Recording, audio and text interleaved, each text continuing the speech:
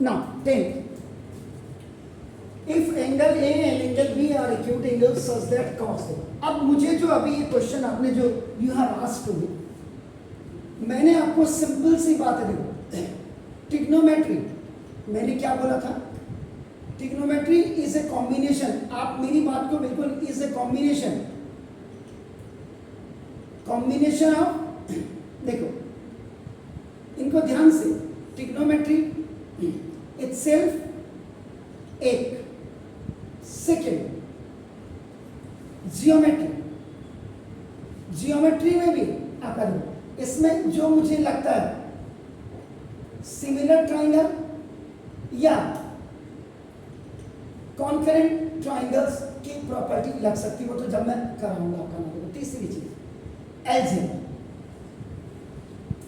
यानी कि 3 टॉपिक आपके दिमाग में बहुत ज्यादा क्लियर होने चाहिए इफ यू आर आपका जस्ट रीडिंग द या स्टडिंग द ट्रिग्नोमेट्री। अगर आप पढ़ रहे हो ट्रिग्नोमेट्री, अगर आप कर रहे हो ट्रिग्नोमेट्री, अगर आप समझ रहे हो आपका नाम का सिस्टम। तो अब नाउ इसमें नाउ ये यहां देखिए, इसने क्या बोला है? Angle A and angle B acute angles. आप कर क्या रहे हैं? Which one topic you are doing? Trigonometry. और ट्रिग्नोमेट्री बेस किस पे है? राइट एंगल ट्राइंगल में। Keep in mind that. तो right angle triangle first you have to make. आप इसके लिए भी बहुत है, आप इधर को भी बना सकते हैं इसको, ऐसा कुछ नहीं है sir. What is saying? Angle A and angle B acute angle है। देखो आपका नाम, इट मींस एंगल सी जो होगा 90 डिग्री का है आपका। पहले क्लियर करिए। देखो first you have to make a figure, formula, formations, facts. अगर आपकी समझ में आ गया, ट्रिग्नोमेट्री अपने आप ही हो गई। तो now in right angle triangle, angle A and angle B, ध्यान से नहीं आए तो फिर पूछेगा, angle A and angle B are acute angles. ये मैंने क्या रहा, आवश्यक नहीं करे सर, ये गिवन में।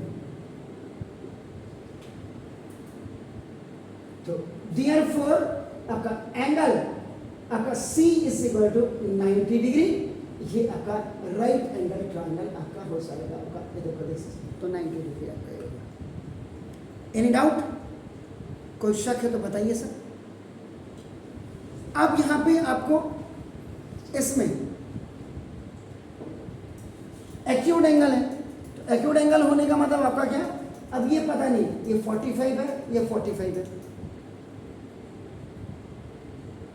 तो यहां पर एक मीडियन थ्योरम लगती है।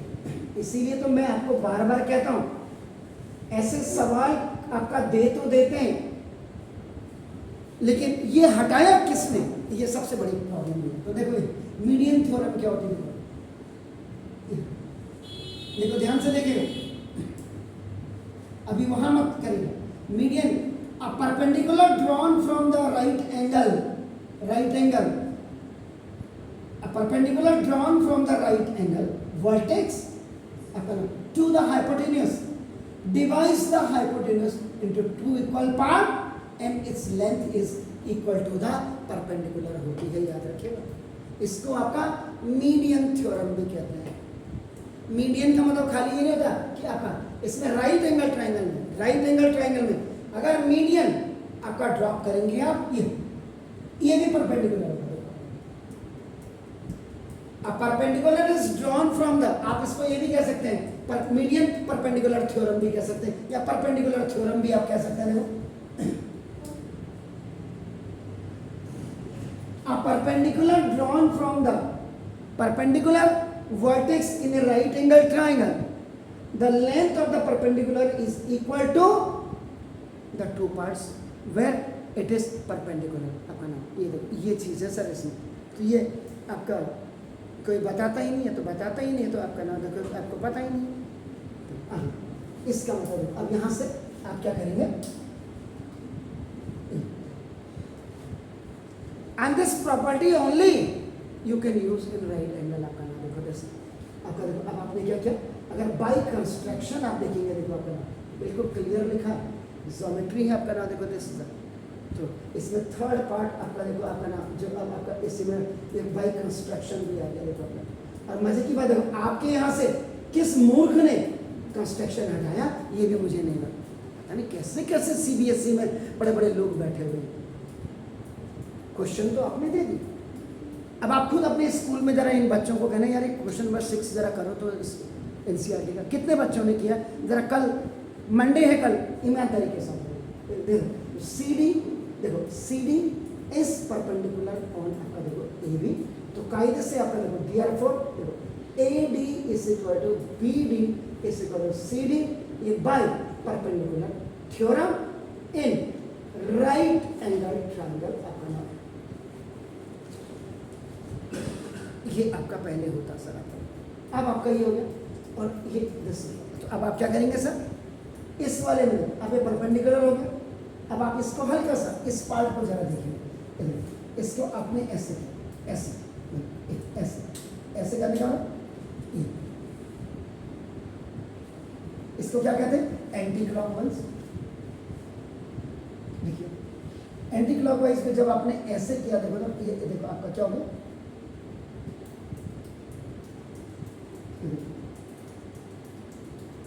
ये ऐसे आया, ये D, ये C, ये A आ गया देखो ना, देखो ऐसे किया सर, मेरा हाथ देख रहे हैं, देखिए ये C, ये D और ये A, C D A, इसको ऐसे किया देखो तो A इधर आ गया, D आपका देखो ये श्योर होगा, तो now this is what base हो गया, देखिए बेस ही हो गया, दिस इज परपेंडिकुलर और ये हाइपोटेन्यूज आपका, आपको बहुत ज्यादा दिमाग ना, ये कह रहा है कॉस से निकाल बेटा, देखो पहले तो देखो अब आप क्या करेंगे, देखो यहाँ इसके फर्स्ट पार्ट ना कॉस A इज इक्वल और हाँ ज्वाइंट या कंबाइंड फॉर्मूला लिख दीजिएगा, इसलिए ये सवाल शायद आप लोगों से नहीं हुआ होगा,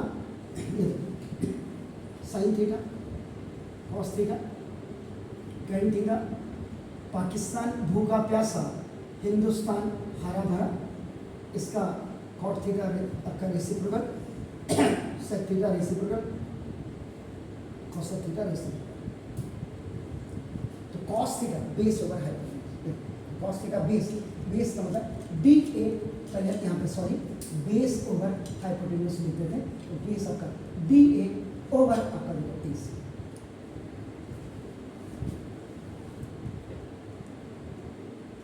ओके। अब आप क्या देखो ये हो गया सर, अब आप ये देखो, अब इसको ऐसे करें, फिर ऊपर वाला पोर्शन भी आपका नाम कर देना, फिर इसको now after dropping CD perpendicular on this hypotenuse, now it is divided into two triangles, एक वाले को हमने देखो यहाँ बना दिया आपका नाम, इज इट क्लियर। अब आप देखो इसको ऐसे बनाएंगे तो देखो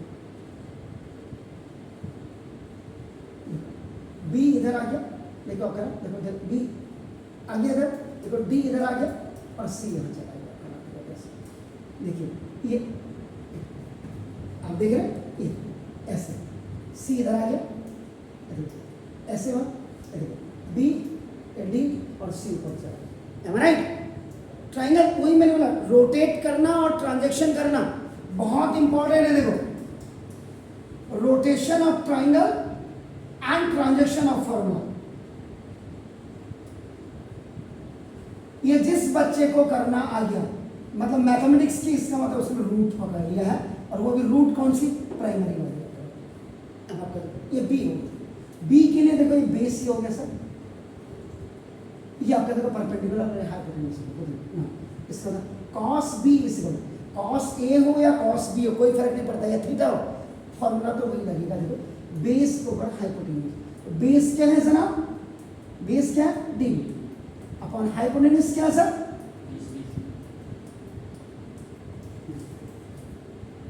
क्लियर हो गया सर, क्लियर ना हो, अब आपका देखो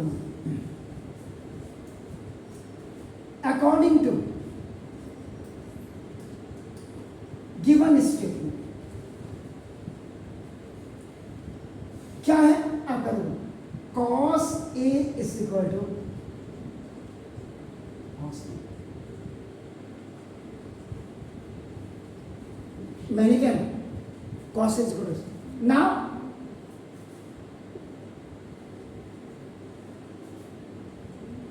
substitute the value of cos A and cos B from equation number 1 and equation number 2.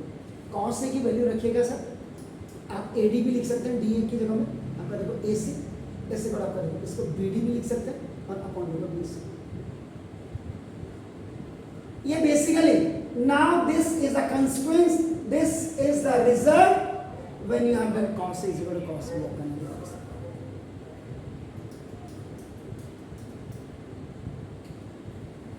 ठीक है सर, कोई शक है तो बताइए. अब आप क्या करेंगे देखो ना, जो सबसे इंपॉर्टेंट है आप देखिए यहां पे साहब चौथा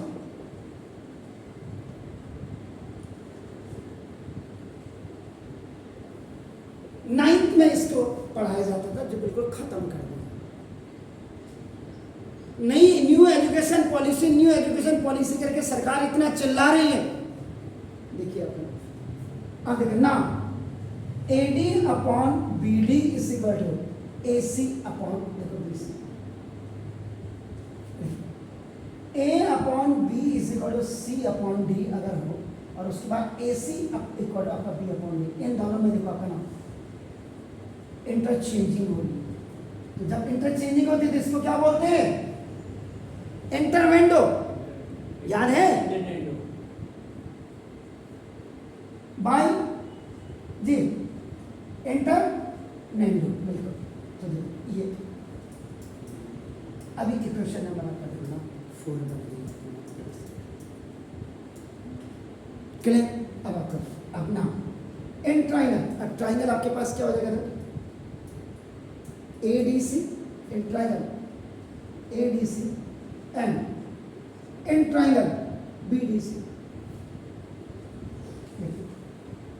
in triangle देखो AD अब आप अब कंबाइन कर दीजिए. देखो इन दोनों को कंबाइन AD देखो AD ओवर BD. इस ट्राइंगल का ये देखो AD बेस ओवर इस ट्राइंगल का बेस इस इक्वल AC इस ट्राइंगल का हाइपोटेन्यूज ओवर इस ट्राइंगल का हाइपोटेन्यूज. हमेशा याद रखिएगा सिमिलैरिटी का एक रूल है.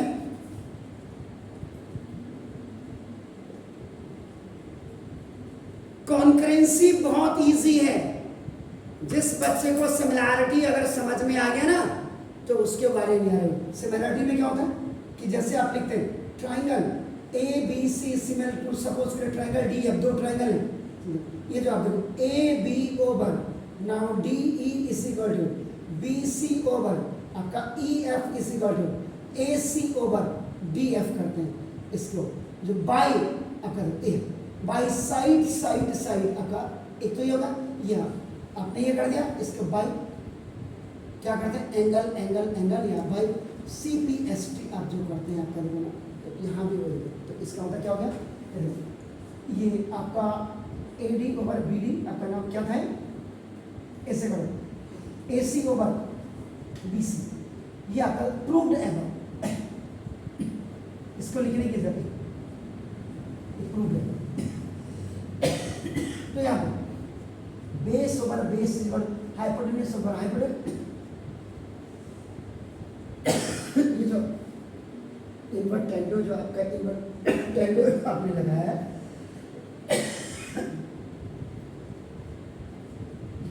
तो आपका होगा तो देयरफॉर ट्राइंगल ये होगा.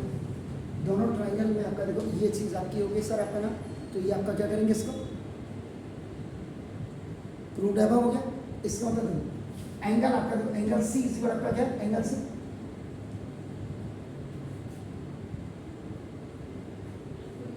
इक्वल है. तो therefore triangle ADC similar to triangle BDC by क्या लिखते हैं इसको side angle side similar therefore अपन angle A is equal to angle B by CP as